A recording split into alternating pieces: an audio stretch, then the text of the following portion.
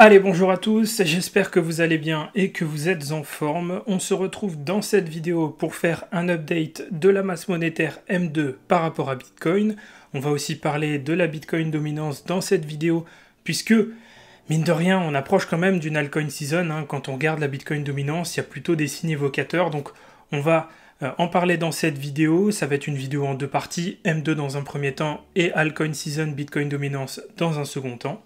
Avant de commencer cette vidéo, avant toute chose, n'hésite pas à liker, commenter et t'abonner, c'est vraiment important, ça nous aide pour l'algorithme, ça m'aide aussi pour le référencement, donc c'est vraiment top et je t'invite à même laisser un petit commentaire, 2-3 mots, ça fait toujours plaisir et ça continue à faire grandir la chaîne. Pareil, si tu veux me rejoindre sur mon Telegram totalement gratuit sur lequel je partage pas mal de news, pas mal d'analyses fondamentales, pas mal de données on-chain, d'analyses de tout type, même de l'analyse technique, bref, beaucoup de contenu de valeur, n'hésite pas à nous rejoindre sur le Telegram, c'est totalement gratuit, le lien est dans la description de la vidéo, tu peux pas le rater, c'est le premier lien dans la description. Allez, sans plus tarder, on va commencer la vidéo.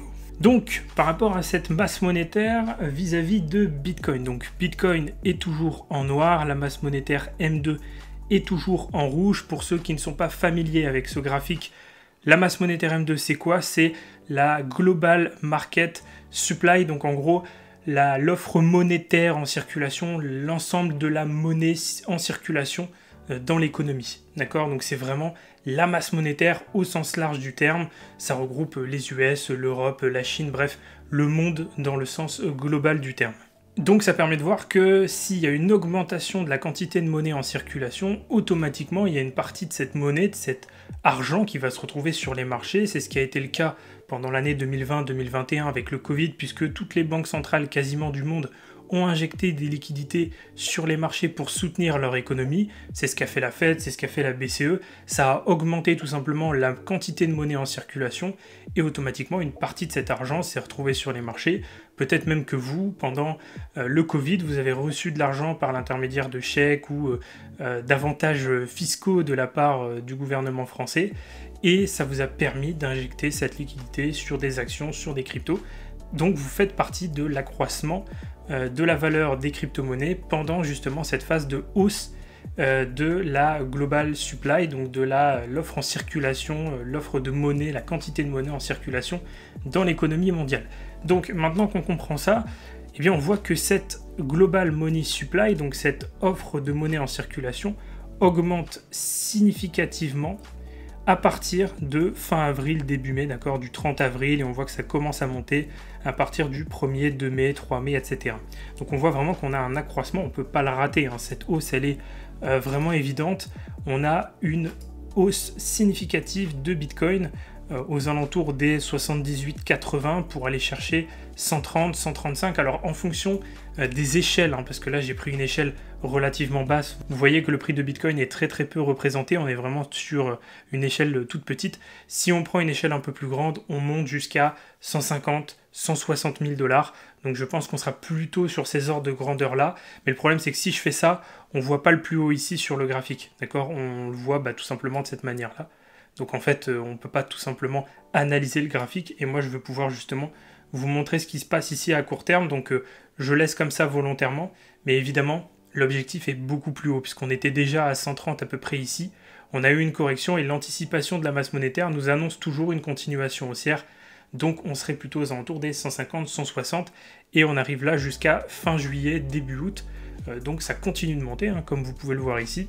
Pour l'instant, ça veut dire que si vous avez du Bitcoin, on est sur le mois de juillet, voire le mois d'août, pour pouvoir commencer à prendre des profits de manière sérieuse. Donc voilà un petit peu pour la M2, pour l'explication. Je vais dire M2 au lieu de dire offre de monnaie en circulation, quantité de monnaie en circulation, parce que ça va faire beaucoup trop complexe. Donc la M2 nous dit ici que on est censé avoir un double top, donc ce qu'on a eu ici, double top sur Bitcoin, la chute, on a bien eu la baisse ici pour revenir aux alentours des 76, 77, bon, aux alentours des même 75 si on prend l'échelle l'échelle globale que je vous disais un peu plus grande, et ici donc on était censé avoir ce petit pump ici, cette hausse, pour revenir aux alentours des 81, 82, c'est ce qu'on a fait ici, on a même été chercher plus, 83, 84, maintenant on s'attend à une petite baisse, puisqu'on a ici ce mouvement sur la M2 en rouge, ce mouvement pour revenir à 75-76. Donc là, ici, ça nous ferait un retour aux alentours des 79-80 000 $ sur Bitcoin. Et ce sera le dernier mouvement qu'on attend. Parce que là, ici, on est en train de faire ça. Hein. Regardez, on a fait ça et on est censé avoir un double top. C'est ce qu'on est en train d'avoir ici. Là, on a fait le premier top, la correction. On est en train de faire le deuxième top. Donc là, on s'attend à une correction. Donc pour revenir, comme je le disais, aux alentours des 79-80. Et ensuite, on va commencer à amorcer la reprise haussière. Donc là, on devrait valider ça et le début de la reprise haussière à partir de fin avril. Donc pour l'instant, ça se passe parfaitement bien. On a exactement les mêmes mouvements. Et c'est quand même assez rare parce que quand on regarde dans le passé, par exemple ici, la M2 nous a annoncé un sommet de marché qu'on a eu ici et une chute directe derrière. Et la chute n'a pas été directement faite par Bitcoin parce qu'on est remonté dans un second temps avant de chuter. Donc la direction reste la même, la direction reste bonne. Et c'est le principe de cette M2, ce qu'il faut comprendre, c'est on n'est pas là pour répliquer tous les mouvements à la perfection. On est là surtout pour suivre la direction de la hausse sur Bitcoin, de la baisse sur Bitcoin et maintenant de la hausse. Et on attend de la hausse sur Bitcoin. Ensuite, les mouvements à court terme, en termes de fidélité parfaite avec l'outil, des fois on peut avoir des petites décorrélations. Mais toujours est-il que pour l'instant ça se passe parfaitement bien et c'est même plutôt intéressant parce que là on est vraiment sur des mouvements quasiment similaires et quasiment parfaits par rapport à la M2. Donc voilà ce qu'on attend. Pour ceux qui regardent cette vidéo et qui ont suivi ce modèle, je remercie d'ailleurs Colin Talks Crypto sur Twitter et YouTube qui a popularisé et partagé ce système qui est juste incroyable. Ici donc on continue de chercher ce que nous annonce la M2, à savoir une poursuite baissière ici, donc ce dernier mouvement qu'on est censé voir avant la reprise haussière à partir de fin avril, début mai. Voilà, donc ça c'est vraiment ce qu'il faut comprendre. Et ensuite on voit qu'en termes de correction, on a des petites corrections qui vont se faire tout simplement durant la hausse. Donc ici, on a une petite correction ici également, on a une correction aussi ici, là, donc on aura toujours des petites corrections. Là par exemple, si on prend celle-ci, c'est une correction de 6%. Ici, on aurait également 6%. Ici, on est plus sur du 3-4, je dirais. Voilà, 3-4%. Donc, on aura quand même des corrections dans tout ça, ce qui permettra aussi de prendre des profits sur Bitcoin. Je pense globalement que, comme je l'avais déjà dit la dernière fois, je vais prendre des profits à partir de l'ATH, donc entre 110 et 120 000 $, et ce jusqu'à 150, 160. Et j'espère, du coup, pouvoir sortir totalement mes bitcoins à partir du mois de juillet et du mois d'août pour rebasculer ça sur de l'Ether. Mais ça, c'est ce que je précise et ce que je développe dans le groupe privé. D'ailleurs, si vous n'êtes pas dans le groupe privé CryptoPump, j'en profite pour faire une petite pub.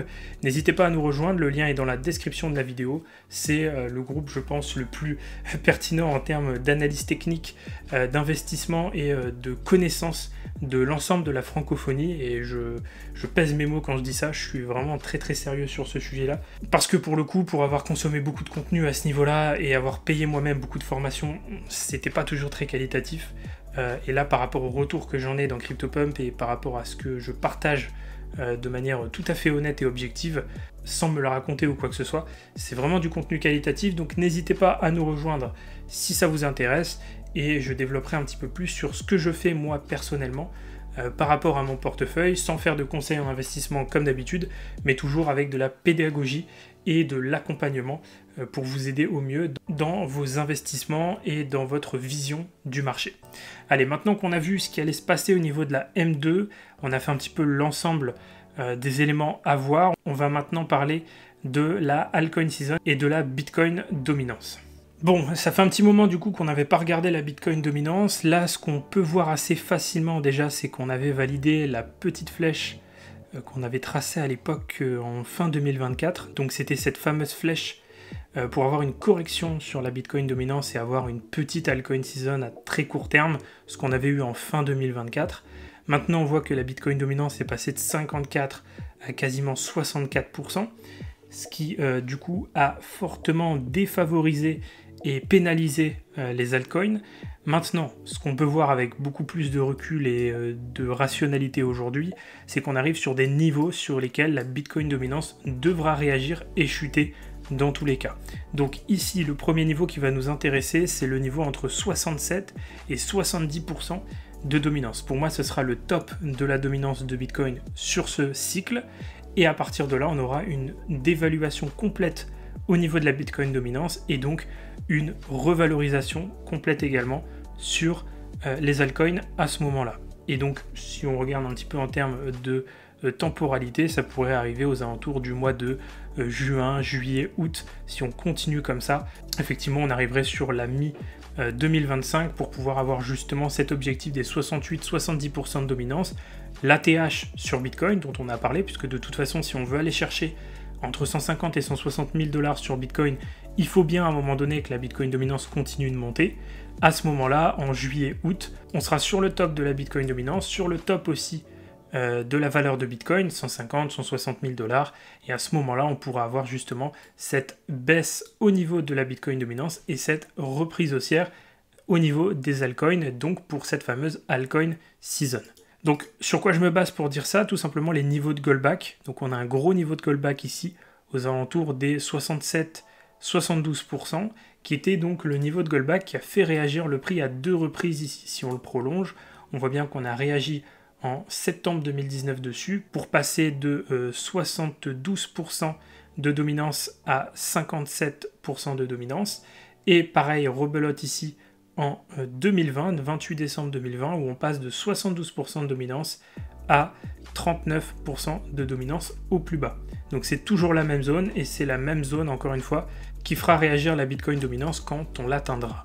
Ensuite, si on passe sur un niveau de Goldback supérieur, donc on était sur 81, on passe sur 243, ici on voit qu'on a un niveau qui est particulièrement intéressant, qui est le niveau des 0,29, juste ici, et qui correspond donc à cette ligne noire que j'ai tracée, et qui est tout simplement un niveau qui a déjà fait réagir 3 fois la Bitcoin dominance, qui correspond aux 70,45% de dominance, donc globalement si on arrondit 70% de dominance.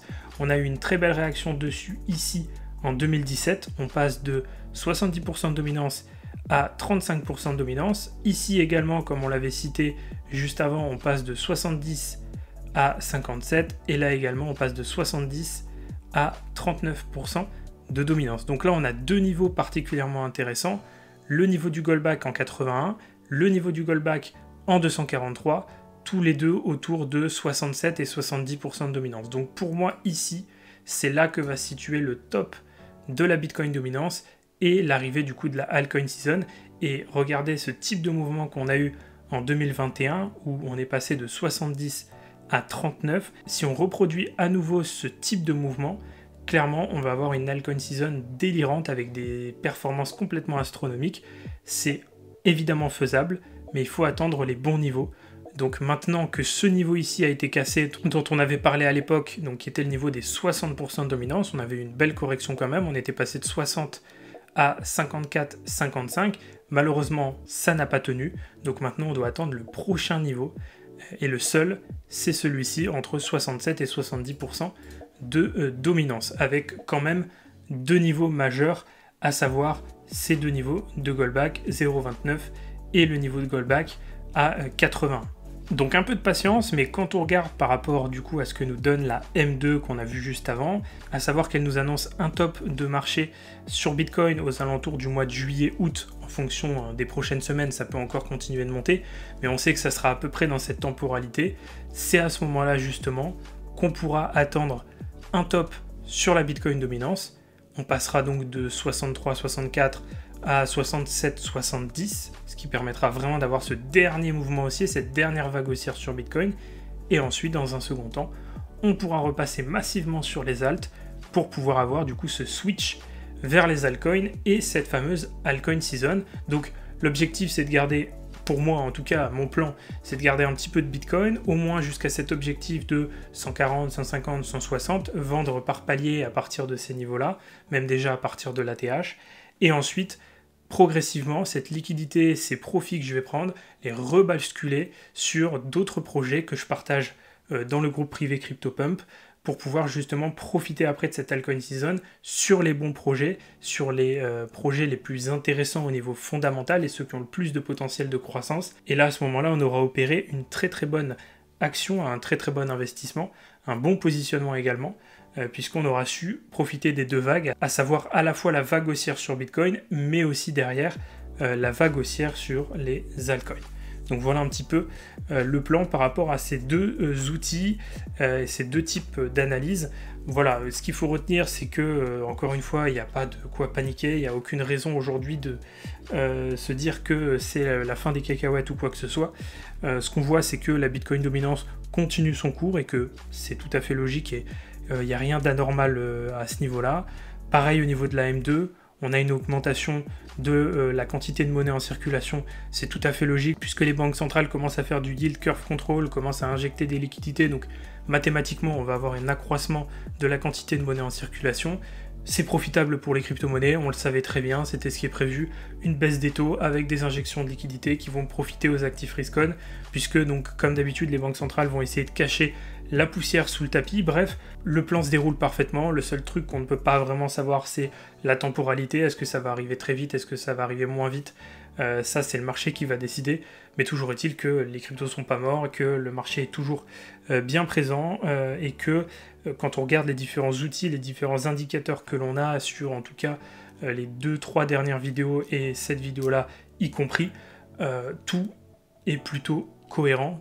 Je suis même assez surpris du fait que ce soit aussi simple et aussi limpide, et je comprends pas que les retail et certains acteurs de ce marché ne soient pas aussi clairs et aussi limpides sur cette vision du marché, sur leur vision du marché, parce que pour le coup, il n'y a aucune raison aujourd'hui d'être dans le flou. C'est relativement évident, et il n'y a pas de quoi tergiverser sur le sort et le futur de l'écosystème crypto.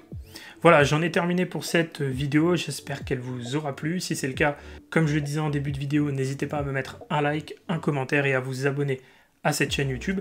Si vous souhaitez me rejoindre sur mes réseaux sociaux, vous avez tous les liens en description, que ce soit TikTok, Instagram, le Telegram gratuit qui est aussi dans la description.